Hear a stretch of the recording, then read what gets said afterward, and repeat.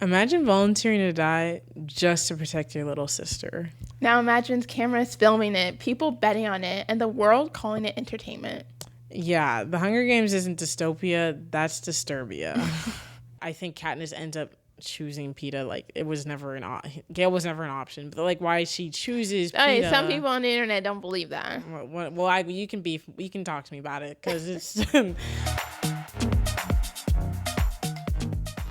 Welcome to the Point of View podcast. My name's Yosa. And my name's Asada Haman. And here we are today for another episode. Yep, we're super excited to be here once again. Yep, so for today, the movie that we're talking about, it's a pretty big movie that we both we didn't grow up with this movie for once.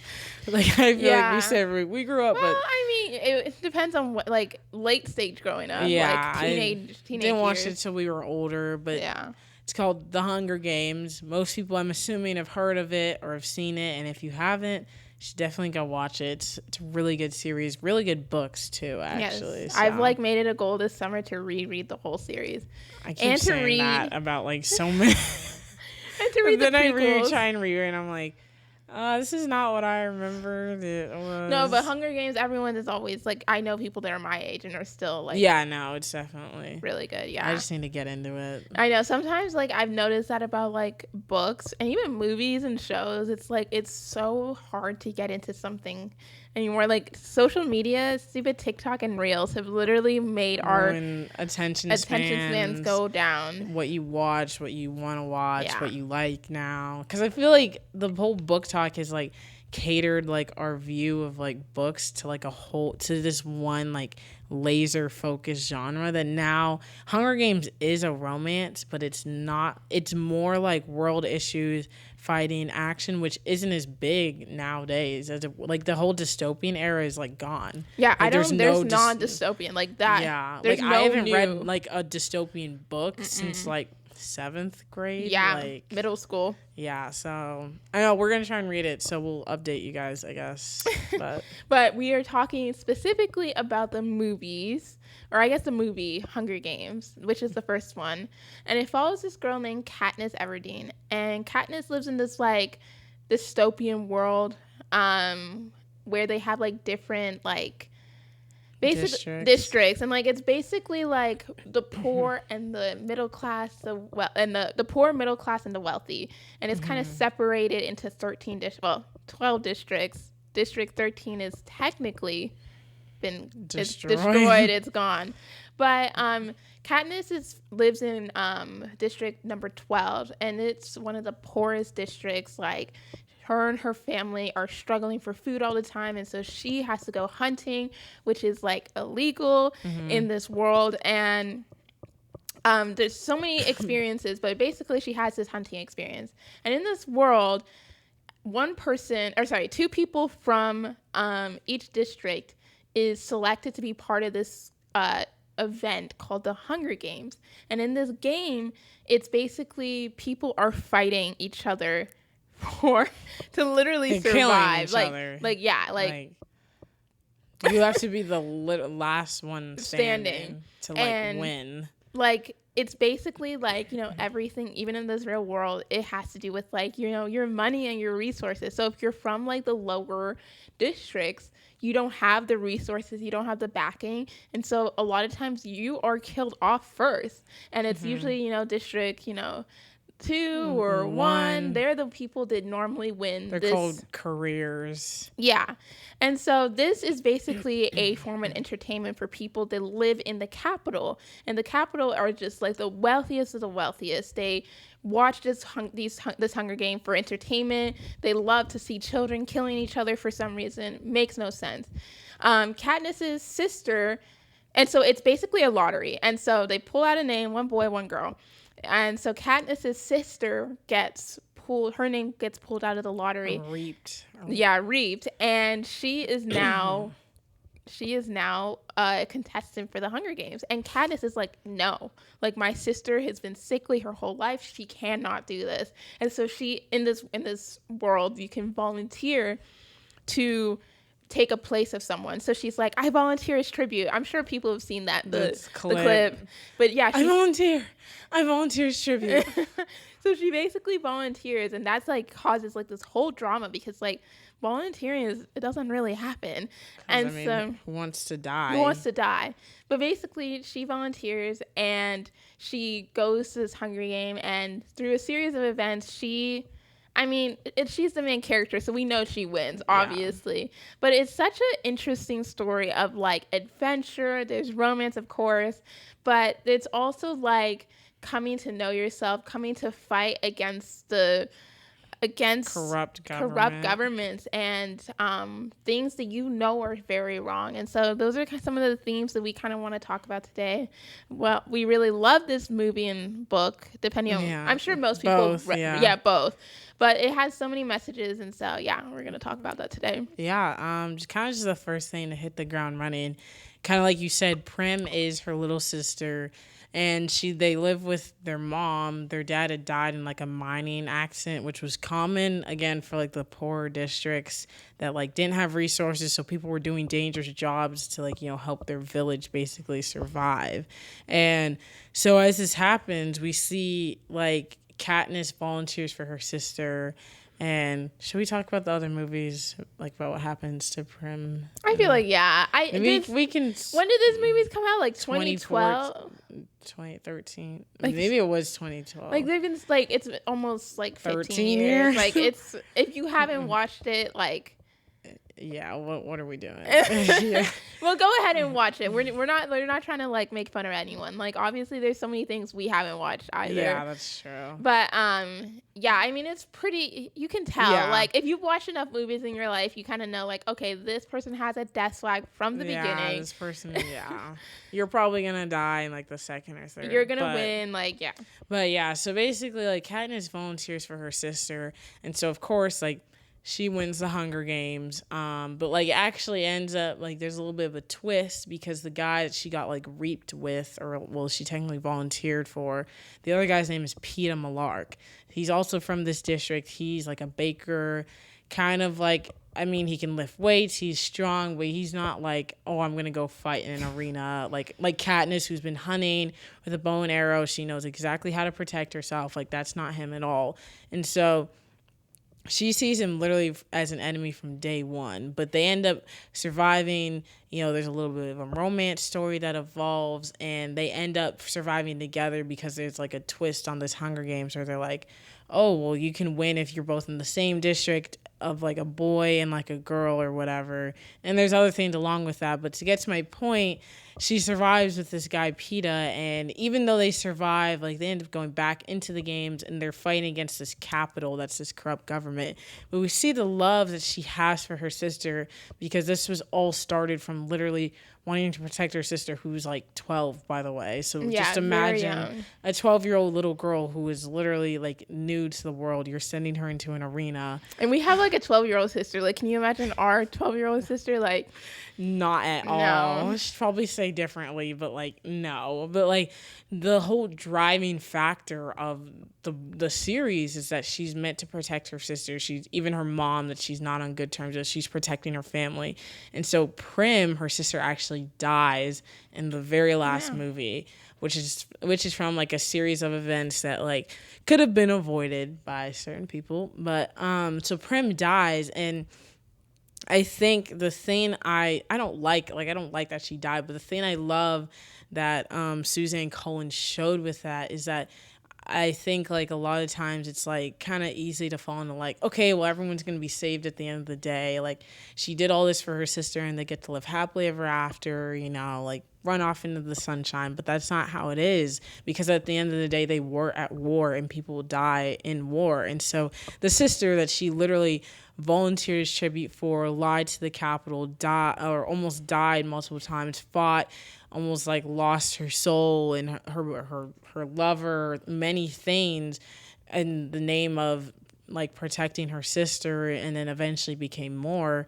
The sister that she wanted to protect dies anyway, and that almost breaks Katniss. That's just like, oh my goodness, like everything that I've ever wanted. I just wanted her to grow up. Like she's probably 13 by the end of the series. Everything I could have ever wanted for this girl that was basically like a daughter to her, she just dies. And I think like a real world connection is, it's like the sacrifices we make sometimes don't always work out in the ways we want to. Mm-hmm. It's like I wish all the time that it could be like, well, you put so much into something and it always works out, but happily ever after. Yeah, but at the end of the day, it isn't always true, and it's terrible. In fact, Prim is one of those deaths that hits hard, not because like you were so well connected to the character, but because Katniss sacrificed so much for her, and it was like you were like, well, of course she has to live, right? Yeah. But it's like she doesn't, and it's like that shows the sacrifice of family and what that meant to Katniss. No, I agree. And like the question that comes into my mind is like, would you sacrifice yourself for your sister, your sibling, your brother? And I think that that's something that like I question if a lot of people in this world will. Yeah, because it's hard. It's hard, but I also see that there's a lack of I don't know, especially in like Western culture, especially I've noticed there's this lack of like separation and like unity in family. Mm-hmm. Like one thing that really comes into my mind, like this is kind of like weird. Well, not really weird, but I was having this conversation with someone and I learned that in like how I grew up was completely different than how they grew up. So we are children of immigrants, Nigerian immigrants, and when we were little, like when we were babies, until we were like, I think like 2 or 3, we stayed in a crib in our parents' bedroom. Like they had like a bed, and then our crib was at the foot of their bed. So we slept with our parents like for a very long time. And like even like up until I was like 6 or 7, like if my dad would be on like a business trip or something, like me and Yosa and then our other brother, like all of us would just like come to our mom's bed and we would just sleep with her when our dad wasn't there, even like at like 6 or 7. Yeah. But then I didn't realize that in Western culture, like I had always heard about nurseries, but I guess I never put 2 and 2 together. But like at like 3-4 months, like people ship their kids off into a different bedroom at 3 or 4 months old and kind of just leave them to like fend for themselves. And I was just like, it's weird. It was so strange. And like I talked to a lot of my American, like, you know, more Caucasian friends, and they all are like, yeah, no, that's very normal. But I talked to my other friends that are like children of immigrants or like, you know, ethnic friends, and they're all like, no, we stayed with our parents till we're like 4 or 5. I'm like, okay, same. Yeah, no. And so I wonder, like, there's from the beginning of like from when you're just born, just 3-4 months, like you already have this separation from your parents, from your family. Like, is that the kind of, I guess, nature that would allow someone to sacrifice themselves for someone? Yeah. I question that. And I know for myself, I know that I would literally like 100% volunteer as tribute for my siblings. Like when I was younger, I used to have all these dreams where I would like go, like I would like make up these dreams where it's like my siblings are in like the burning mall. There's like cops like lining it, and like I'm fast too, so I would like run past the cops and like try and get my siblings out of the burning building. And like sometimes I would get caught, sometimes I wouldn't. Like I had all these dreams where I was like going in to save my siblings, and so I'm like, I know for sure I would like sacrifice myself for my sisters and my brother, but like would others? I question that. I question also, like the what has it been called, like the time or the life they were living in.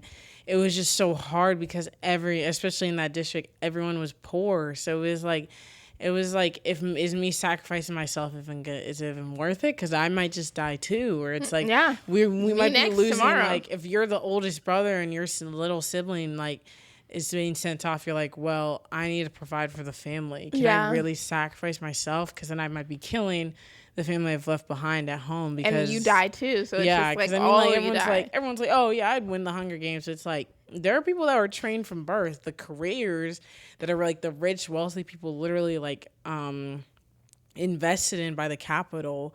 Like you're standing up against basically like trained assassins. That's insane. Like that's why Katniss was such a phenomenon. I've been thinking like for the lower districts, it was a lottery, But I don't remember this in the book, but was it really a lottery for the upper classes?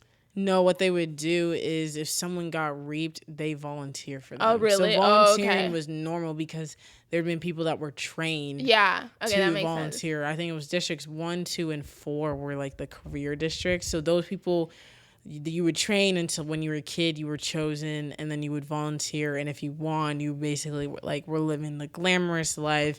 And it was like you were basically free afterwards, or free, I guess. But yeah, no, I mean, it's really interesting, like, to think about that. And I think that, I guess, the overarching theme of this is that family love is and can be the strongest. And sometimes you have to make sacrifices. Sometimes, like you're saying, the answer is to not volunteer yourself. Like, sometimes you have to think in the bigger picture. I think in life, and I think as we get older, there's so many decisions you have to make that, to you a couple years ago would have seemed like the correct decision, but as you grow older, is that actually the correct decision? Is that what we're supposed to be aiming towards? And so I liked this movie, and if you've read the book only, it just shows these kind of themes and these messages of like, how do we think about our family and how do we make sacrifices? Yeah, for sure, especially in a world like that. So another thing I wanted to talk about was, it was really interesting to see this, like, we kind of said in the beginning, this is a dystopian world. Like, this is, like, there's utopian and there's dystopian. Do you think people would know really what the difference is? Utopia basically just means, like, a world that's, like, perfect. It's like The Giver. If you've watched that movie, it's like everyone is the same. There's no color. Everyone is the same class. Yeah. There's Well, no that's rich, not necessarily what poor. utopian means. That's just in that book. That's just in that. But, like, utopia, when it's like perfect. People are striving happy, for a perfect, like, we're all equal and the same, and no one is different. And dystopia or dystopian is basically like it's like a sci-fi world in which, like, life is so very different from the reality that we live in. Like, life is very controlled. It's like this. It's basically like a world that's a fantasy. It's like a world you wouldn't imagine. Same with utopian, but dystopian is more like, is negative. Like, you see the corruption there. There's like separation. Like dystopia, like distortion. Yeah, like, there's a lot of separation, like segregation. There's so many, like, the differences are magnified, and in utopian the differences are diminished and one. Yeah, and so I think both are not great. No, the idea of utopia is good, but the actual, like, execution of it, like, you realize it's like, if we're all the same, then where's your individualism? Yeah, no, like, dystopian or utopian is definitely not as glamorous as it sounds like as it sounds it should be. Wait, that makes no sense. As it should be. Yeah, it's not as perfect as it sounds. Yeah, thank you. But I like that this story really showed that there is, like, the poverty and the hunger and, like, the reality of that. I feel like sometimes in some of these stories we read, like, even some of my favorite, like, fantasy, like, stories, like, they show hunger in a way, they almost gloss over it in a way. It's almost like, like, the main character, they were starving their whole life. They were poor. But then, like, they, through a series of events, they get to a place and they kind of just gloss over that. But in this story, they never do gloss over it. They really, I think, harp on the fact that poverty and hunger and thirst and all these bad things exist. And they don't let that go. Because if you start to forget that, I think that it's so important. Like, that saying, like, to forget history is to doom the future. You're doomed to repeat it. Yes. Yeah. Like, I think that is the same with, poverty and hunger. If you forget about the roots, where you came from, well, not us specifically, but, like, the characters, or in general, if you forget where you came from, you are doomed to repeat it. It's doomed to come again. And that's how the capital wins. Exactly. And I think that in this story, it was really cognizant of, like, there is pain and there's suffering, there's hunger, and we can't forget it, because if we forget it, we'll never be able to get to this better future. Exactly. And I love one of the characters, Peeta, like I was talking about earlier, before, because him and Kat, like when you're the tribute, you get taken on a train, you're given all this food, you're basically treated like a lamb to the slaughter. Like they're basically telling you like you're probably gonna die because one of the careers is gonna win, but we'll give you food and nice clothes, for the 2 weeks that you're here. And so Katniss and Peeta are having this conversation, and Peeta's kind of like, I just don't want them to change me. Like he's like, even if I do win, even if I don't, like I don't want the games, I don't want the capital to change who I am. And Katniss doesn't like, at first she doesn't understand what he's saying. She's like, how would they change you? Because again, they're from this world that it's like they're so poor. They think like, oh, I'll never forget how like hungry I was or how much I suffered, or that's what they think. And he's like, I don't want them to make me into something I'm not. And we see later in the series that they actually, in a way, do. They are able to manipulate his brain, so he becomes his worst fear. He becomes someone that fights literally with the capital. He's brainwashed, and he almost kills the people that he loves. And I think the important thing about that scene for me is that like Peeta never wanted to forget where he came from. He never wanted to side with the capital, because I'm sure there are plenty of people, and there are people, maybe even us, that would be like, oh yeah, give me a heartbeat and I'll be with the capital. Like to be rich while there's a bunch of people poor, like sign me up. I don't want to be in poverty. I don't want to have to start a rebellion and have to fight. And that's a lot of work. Who wants to, even Katniss in the movie, she's like, I can't lead the rebellion. I can't be the Mockingjay, because who wants to be? No one wants to be the leader of something where you might die or it might not work or you might all get killed. And so I think... I think the importance of Peeta's character that a lot of people gloss over is he is a moral compass for many of the characters in the series, and that shows that like Katniss, not that I'm saying she would have been changed, but she didn't understand that the capital could change her until Peeta said that. And we even see scenes within the movie, the Barry scene where they're threatening to both kill themselves. Who knows if Katniss would have done that to save them both, or if she would have just killed Peeta because she thinks, oh, I just need to survive and get home to my family. And she probably would have. And I think that that's like a great point of like having that support group to call you out, or to truly support you, or to make you think in ways that you can't, normally think of. And I think that Peeta being that kind of person for her that, he developed into so much more was so important to the story and so important 100%. To Katniss.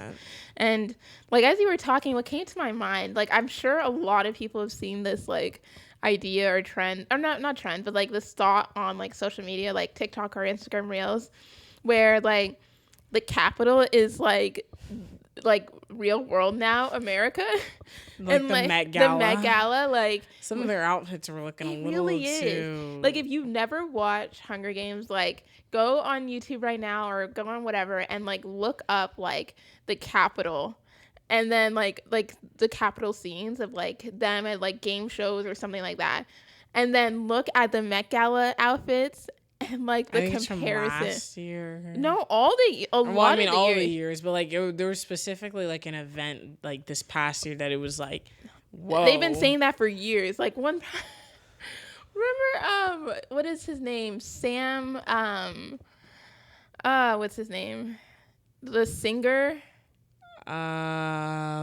What genre? Like pop. He like wore a cat costume. Do you remember that person? A cat costume. Who? Sam? Oh my gosh, what's his name? I can't remember it right now. Well, I'll tell you later. But yeah, no, he wore like a legit cat costume to the Met Gala. Like, let me search him up. Okay. Because it was something. There's no way. Isn't this Jared Leto? No. Is that not it? Or is this? Oh, maybe it is. Who's Sam? Someone else wore like another. I thought Sam. See, then why did they know? Why are you wearing a cat costume? Yeah, this is literally this is July 2020. Or sorry, not July, 2023. If it'll focus, I don't know. Oh my gosh.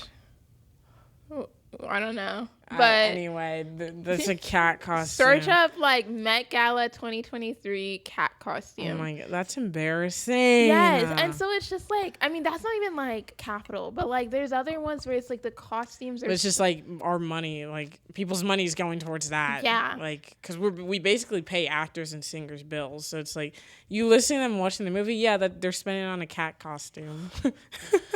I can't. So, like, it's just, like, this world. We need to be very careful, I think, in society to make sure that we don't become this dystopian world. Because, like, with the way the world is going, it seems every day more and more we're becoming this dystopian capital district world. And, like, the reason that these authors, I think, a lot of times have written stories like this is to make sure that like we don't get to this kind of world. And I'm starting to see people are forgetting that like this kind of world could absolutely become a thing. Easy. Yeah. And so I think that really remembering history, really remembering the roots of things is the way to not revert back into the past. 100%. But one thing I will say, kind of 2 points I want to bring up, is we see there's like, I'm not even going to call it a love triangle, but Gale, Peeta, and Katniss, people say it was a love triangle. It never was. Like, it never was. But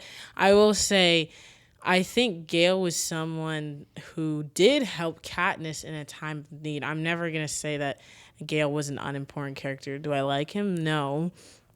But I think what happens... tired.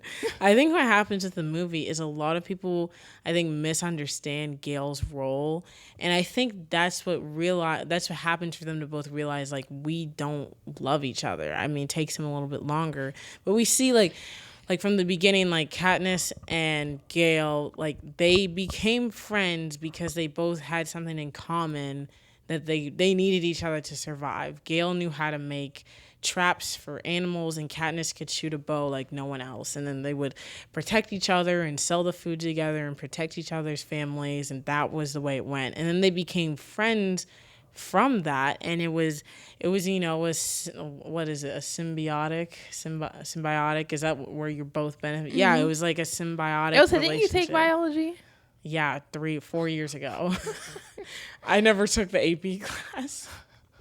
Symbiotic relationship where they both benefited, and then they became friends from that. But I think the difference with Peeta, who was technically like this forced alliance almost, but it was like Peeta was never someone that she was gonna gain something from. I love Peeta, but like he was never gonna like he protected her in his own way, but he was never gonna like pull out a sword and like, you know, fighting from her. He did in in the later movies. He protected her I think in a lot of ways. Like, you know, honestly in a better way, even with his like words. Like the whole with his word and wisdom, But like I think what we see the different why like I think Katniss ends up choosing Peeta, like it was never Gale was never an option, but like why she chooses Peeta. Some people on the internet don't believe that. Well, you can talk to me about it because it's but I think the reason like she ends up choosing Peeta is because at the end of the day, even though they were in a forced alliance, it never felt like, oh, we're just feeding off of each other to survive. The relationship didn't start because it's like, oh, well, we're kind of using each other, or well, we kind of need each other. It was always like Peeta had always made it very clear from the start that he cared about Katniss, that he loved her. And even when she didn't love him, even when she didn't reciprocate the feelings at first, he was still always like, I'm on your side. I'm always going to be there for you. But then we see Gale, the second like any minor inconvenience would happen, he'd be like, oh, well, Katniss, you did this and you were kissing someone else in the game. It's to literally survive. He was mad that she was kissing another guy that she didn't even like. But I think that shows us like the difference between like in times of war and struggle, how relationships build, but you also have to watch for which ones really are the meaningful ones, because I think Gale's character is a little bit misunderstood in like the role he played in Katniss's life. Is I think they both thought that they were in love with each other, but I think they realized at the end that it wasn't really love, and like it was more of like a respect and a need for each other. And I think Katniss even says in the book or the movie, it was like Gale and I needed each other at that time that we found each other. But it was like he would never be, well, she never says it, but I don't think Gale would have ever been for her what Peeta had always been. So I agree. And I think that it's okay that relationships have time limits. I think that as I've gotten older, I've had to learn that. I've had to learn that, like, not everyone is meant to be your best friend for life. And I think that coming to understand that and coming to understand that certain relationships have a time limit. And it's okay to end or, naturally end it in a way that doesn't hurt other people. Sometimes it is ended in a way that hurts, but yeah, because he killed her sister. Gale killed Prim.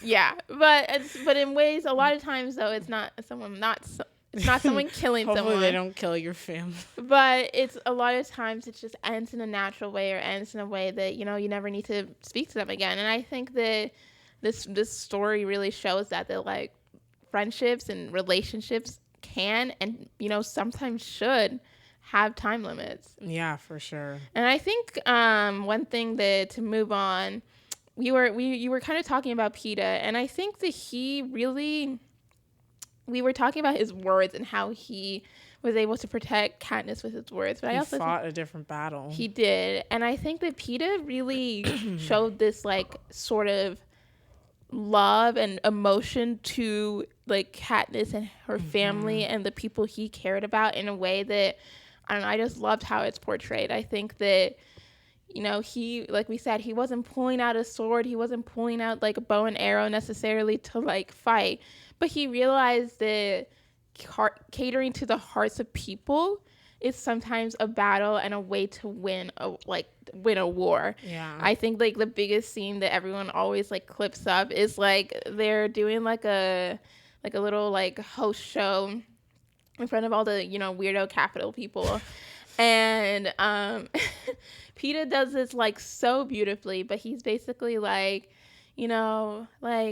basically hints. I don't know. I'm not gonna quote it. He's but kind of like, oh, we don't want to hurt the baby, and like, because like the Caesar Flickerman is all like, oh well, like how was the wedding, or like how will you guys be after, and he goes like, yeah, it would have been nice, but if it weren't for the baby. Yeah. And then everyone's like, oh. Like there's a lady in the crowd that everyone always like zooms in. She's like, holy shit. It's like an extra that they like paid or something. Yeah. And I don't know, like that to me shows that like he knew how to play the game and play the emotions. And I think that's also like a way of like public speaking and public like being able to interact with people. Sometimes you not necessarily playing with people's emotions, but catering towards people's emotions to see an end goal. And I think that doing it in a way that's not hurting people, because where Katniss lacked is where Peeta had strength, and vice versa. Because Katniss was better on the battlefield per se and could fight like actual people, but Peeta was better at using his words and his wisdom and his charisma to enchant people to think away because he had said something in a certain way or in a certain light. Right. Yeah. And I think that finding people and binding people, or if you are that person, trying to find a way to like cater towards people's emotions or to understand emotions, like being an empath, like being able to see other people around you. I think that is a way that I don't know, society could progress. I feel like we need to be able to understand people's emotions a bit more. I think that's what we're lacking in this world. And I think especially Peeta just showed like this soft masculinity of it. It's like he wasn't like, Gale wasn't even like that bad, I would say, consider like I didn't like him, but he was never like, actually he was kind of controlling, but we're not going to get into that. But I feel like Peeta showed like this soft side of like the way he was with Katniss and with the people he loved, but he could still, I say like, oh, he didn't take out a sword and fight like for Katniss, but like there were scenes where he was fighting people. There were scenes where he did protect Katniss, and physically and like emotionally and like verbally. And so I think like that's just a way that it shows that like Peeta is just so like vulnerable in a way that's like we can allow men to be like that, because I feel like sometimes we don't want men to like cry or, you know, be vulnerable. We want them to be like, just go onto the battlefield and protect the girl. Like, no, like Peeta, you can be both, or you can be one or the other. Like, you know, even just like using your words, that could be so strong. It's like like what is the saying, like sticks and stones may break my bones, like words will never hurt me. Because it's like, actually, I don't know, does that make sense? No, that is the saying. I don't know if that word, like words, because I don't know, but like the word, like you can get, your body can get broken down, but like the words he's saying will always like have an impact on people, because people aren't always going to remember how you fought, but people will definitely remember what you say and the impact you left. No, for sure. Like if you look at history, I mean, a lot of times, like, it's the words that people say that we remember and quote. It's not necessarily like the tiny battle here or the tiny battle there. I mean, obviously people remember the big battles, but a lot of times it's the words that people say. And I love that you brought up that point of like this whole like masculinity thing in this society, where like men feel like they can't show emotion, they can't be, sympathetic or empathetic. Like it's almost like I have to be hardened and everything. And I think that is just so wrong. I think that in this world, like, men should be able to show emotion and be able to be healthy. Like it's not healthy to not be able to not cry or not show emotion or not feel sympathetic or empathetic towards another person. And so I think that something that needs to really change in society is that we need to accept that both men and women should be able to feel all emotions and be able to express all emotions to a degree. You don't want too much emotion. Yeah, don't tell me everything. Or like don't be too angry. Like we don't want don't cry all the time. Well, no, not that, but like don't be too aggressive and everything. Like you should. No. But yeah, like I think that there's so many lessons that we can learn from Hunger Games, and I think that, you know, all the characters have their, you know, pros and cons. They have their strengths and weaknesses. But one thing that they, I think, had were each other. And there was like that aspect of found family. We talk about this every week, so we won't go into it this week. But like this found family and finding the correct people to be surrounded by, I think that is a way to, you know, utopia, but the correct utopia, not the creepy, no colored utopia. Yeah, none of that.